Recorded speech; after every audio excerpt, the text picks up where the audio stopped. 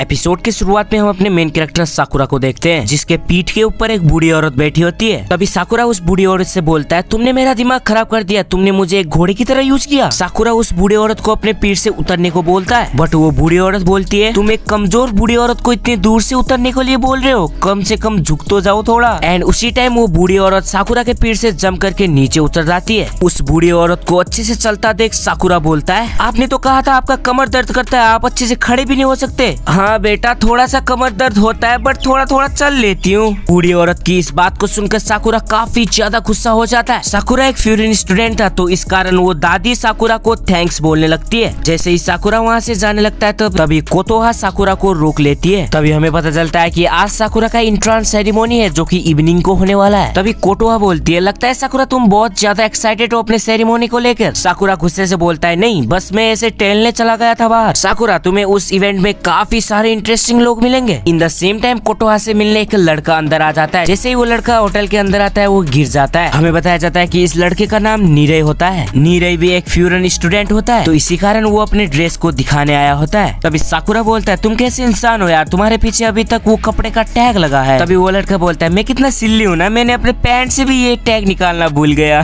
तभी साकुरा पूछता है, क्या ये लड़का भी फ्यूरिन में है? तभी कोतोहा बताती है, तुमने सही कहा साकुरा, तुम दोनों के ग्रेड्स एकदम इक्वल ग्रेड्स थे। तभी नीरई बोलता है, तुम्हारा कहने का मतलब क्या है? मैंने तो आज तक इस लड़के को हमारे एरिया में नहीं देखा, क्या ये फ्यूरिन पढ़ने के लिए दूसरे टाउन से आया है? तभी साकुरा बोलता है, हाँ मैं दूसरे टाउन से आया हूँ, क्या तुम्हें कोई इससे प्रॉब्लम है? एक मिनट, तुम्हारे आंखें तुम्हारे बाल तो काफी खतरनाक है, क्या तुम्हें इससे कोई प्रॉब्लम है क्या? नीरई बोलता है, कूल कूल कूल, तुम स्ट्रेस मत लो, इवन तुम एक यंग लड़के हो। साकुरा ऐसे शौक हो जाता है जैसे कि स्ट्रेस का नाम उसने पहली बार अपनी जिंदगी में सुना हो। दोनों की फनी सी बात सुन के कोतोहा काफी ज्यादा हंसने लगती है एंड कोतोहा दोनों का इंट्रोड्यूस कराती है। तभी नीरई बोलता है, मैंने तो आज तक तुम्हारे बारे में नहीं सुना, और तुम्हारे जैसा ऑर्डिनरी पर्सन यहाँ पर क्या कर रहा है? तुम तो एक फेमस पर्सन भी नहीं और तुम्हें कोई जानता भी नहीं। नीरई की इस बात को सुन के साकुरा काफी ज्यादा गुस्सा हो जाता है। क्या तुम ये जानते हो फ्यूरिन हाई स्कूल एक ऑर्डिनरी स्कूल नहीं है? वो फ्यूरिन टीम के मेंबर्स यहाँ के लोकल इंसानों की प्रोटेक्ट करते हैं, वो यहाँ के लोगों के लिए किसी से भी लड़ने को तैयार रहते हैं, वो रियल हीरो है। वो लोग काफी कूल लगते हैं। एंड हाँ, मैं तुम्हें ये भी बता दूं, उनमें से मैं भी एक हूँ। लेकिन साकुरा, तुम्हारा तो इससे कोई लेना देना नहीं है, तो तुम फ्यूरिन में क्यों आना चाहते हो? तभी साकुरा बोलता है, मैं उनके सबसे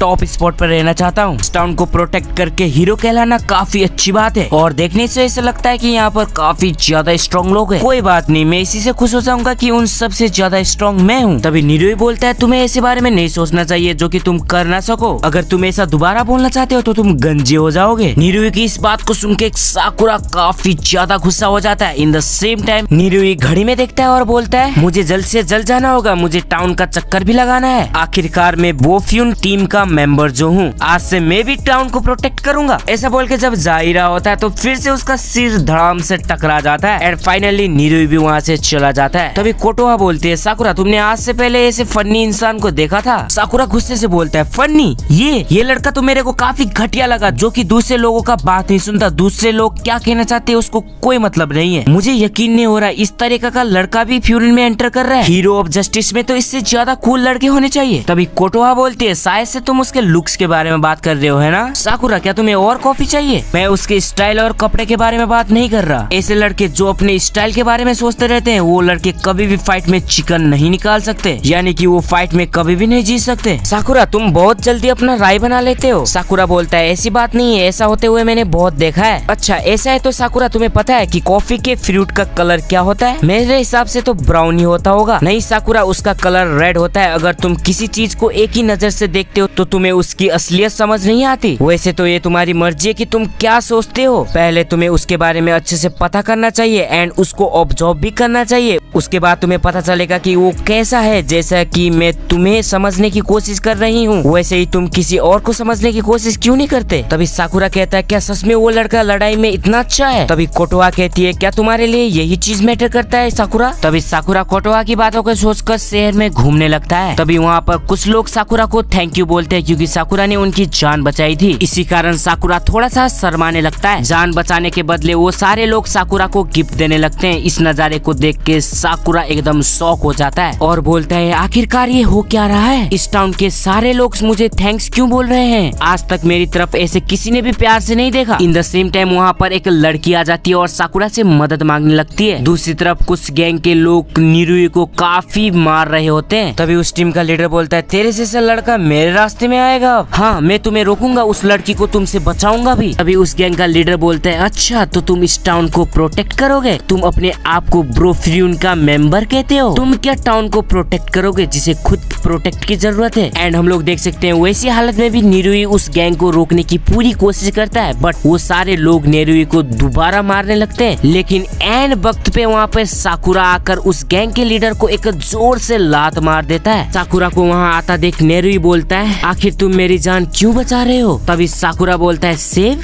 मतलब तुम मुझे गलत समझ रहे हो मेरे भाई, मैं ऐसे लोगों से नफरत करता हूँ जो कमजोर होकर भी खुद को ताकतवर दिखाते हैं। एंड साकुरा एक ही झटके में सारे लोगों को मार गिराता है, जिसको देखकर नेरुई काफी ज्यादा शॉक हो जाता है। नेरुई साकुरा को थैंक्स बोलने लगता है। नेरुई ये भी बताता है कि उसने साकुरा को काफी निराश भी कर दिया था। तभी साकुरा बोलता है मुझे गलत मत समझना, मैंने तुम्हारी जान नहीं बचाई, मुझे नहीं पता कि तुम फ्यूरिन में किस कारण से आए हो, बट इतना तो तुम्हें पता चलना चाहिए कि तुम किस चीज के लिए कैपेबल हो। तभी हमें कुछ पास के सीन दिखाए जाते हैं जहाँ पर निरुई को कुछ लोग हर एक दिन मारा करते थे। एक लड़का था जो कि निरुई को उन लोगों से बचाता था जो कि एक फ्यूरिन स्टूडेंट था। निरुई बोलता है जब मैं उसके साथ होता था तो मैं अपने आप को प्रोटेक्ट फील करता था एंड मैं भी उसकी तरह ही बनना चाहता था, इसलिए मैंने फ्यूरिन को ज्वाइन किया। रिप्लाई देते हुए साकुरा बोलता है माना कि तुम फाइट में थोड़ा कमजोर हो, बट इसका मतलब ये थोड़ी ना है तुम क्राई बेबी हो, ये तुम्हें और कमजोर बनाता है, बट ये तो मैं भी मानता हूँ कि तुम डरपोक भी नहीं हो। तभी वो लड़की वहाँ आ जाती है और बोलती है जब उन लड़कों ने मेरा हाथ पकड़ा था तब मुझे पता नहीं था कि मेरे साथ क्या होने वाला है, लेकिन तब तुमने मुझे उन लड़कों से बताया, इसलिए थैंक यू तुम्हें। उसी के साथ वो लड़की साकुरा को भी थैंक्स बोलती है, बट हमारा मेन कैरेक्टर थैंक्स सुन के फिर से शर्माने लगता है। लेकिन तभी नेरुई साकुरा को उसका बायोडाटा मांगने लगता है, जैसे कि साकुरा का हाइट, वेट, उसका ब्लड ग्रुप वगैरह वगैरह। एंड उसी के साथ साकुरा की बॉडी को मेजर भी करने लगता है। उसकी इस हरकत को देख के साकुरा काफी ज्यादा गुस्सा हो जाता है और उसको एक जोर से पंच मार देता है। तभी नेरुई बोलता है मुझे माफ कर देना, मुझे उन लोगों के ऊपर डाटा कलेक्ट करना पसंद है जिन्हें मैं पसंद करता हूँ या फिर जो मुझे कूल लगते हैं। साकुरा शर्मा कर बोलता है तुम्हारी जो मन करे वो करो, तो ठीक है आज से मैं तुम्हें करीब से नोटिस करूंगा, जब तक मैं ये कर रहा हूँ तब तक तुम्हें पूरा टाउन घुमा देता हूँ मैं। सीन चेंज होता है और हमें फ्यूरिन स्कूल को दिखाया जाता है जहाँ पर एक आदमी फर्स्ट ईयर स्टूडेंट को वेलकम कर रहा होता है। एंड दूसरी तरफ नारुई साकुरा को स्कूल चलने को बोलता है, लेकिन साकुरा को फाइट के बाद भूख लगी थी तो वो ब्रेड खाने लगता है। एंड नारुई साकुरा को अगेन से स्कूल चलने को बोलता है एंड फाइनली वो दोनों स्कूल पहुंच जाते हैं। अभी नारुई बताता है कि ये बोफ्यून का हेडक्वार्टर है। यहाँ पर आने के बाद नारुई काफी ज्यादा एक्साइटेड फील कर रहा था। तभी साकुरा सोचता है इसका मतलब उस जैसे लोग यहाँ पर काफी मिलेंगे, उनसे लड़ने में काफी मजा आने वाला है मेरे को। एंड अगले सीन में नारुई अपना और साकुरा का क्लास चेक करने लगता है। कोइंसिडेंटली वो दोनों एक ही क्लास में होते हैं। तभी नारुई बोलता है साकुरा मुझसे तुम ये प्रॉमिस करो कि तुम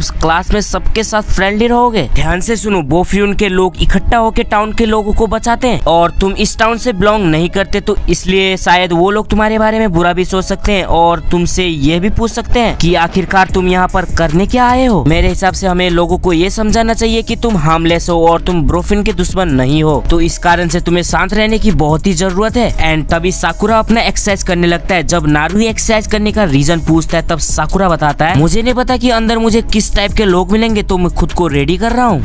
क्या तुम मेरे बात को सुन रहे थे साकुरा? तुम एक आउटसाइडर हो तो इस कारण से ये भी हो सकता है कि तुम्हें ये पूरा स्कूल अपना दुश्मन माने। अगर ऐसा हुआ तो क्या होगा तुम्हें पता है? तभी साकुरा बोलता है इससे मुझे कोई फर्क नहीं पड़ता, वैसे भी मैं यहाँ पर लड़ने ही आया हूँ ताकि मैं टॉप आ सकूं, तो इससे मुझे कोई फर्क नहीं पड़ता कि पूरा स्कूल मेरे खिलाफ है या नहीं। एंड फाइनली साकुरा क्लास के अंदर जाता है जहाँ पर सारे लड़के साकुरा को घूर घूर कर देख रहे होते हैं। अगली तरफ नारुई उन सब को देखकर काफी डर जाता है। तभी एक लड़का कहता है शायद से तुम साकुरा हो राइट? अगर मैं साकुरा हूँ तो तुम क्या करोगे? और लड़ने के लिए रेडी हो जाता है। तभी वो लड़का बोलता है मेरा नाम लिनाडियो द कैपेरियो है और सब लोग मुझे प्यार से सुहो बुलाते हैं। तभी साकुरा बोलता है इसका मतलब तुम भी बाहर से हो राइट? तभी वो लड़का बताता है ऐसा कुछ नहीं है, कि वो भी एक जापानीज ही है। अगली तरफ सुहो और नारुई कुछ बात करने लगते हैं। तभी साकुरा बोलता है ये कितना बकवास करता है, ये बकवास करने के लिए यहाँ पर आया क्या? तभी सुहो एटीट्यूड से कहता है मेरे बारे में बस इतना ही था, अब तुम्हारी बारी है साकुरा। सुहो की इस एटीट्यूड को देखकर नारुई अपने मन ही मन बोलता है मैं सही था, बाहर से आए लोगों को ये अच्छा ट्रीट नहीं करते। जैसे ही साकुरा लड़ने के लिए रेडी हो जाता है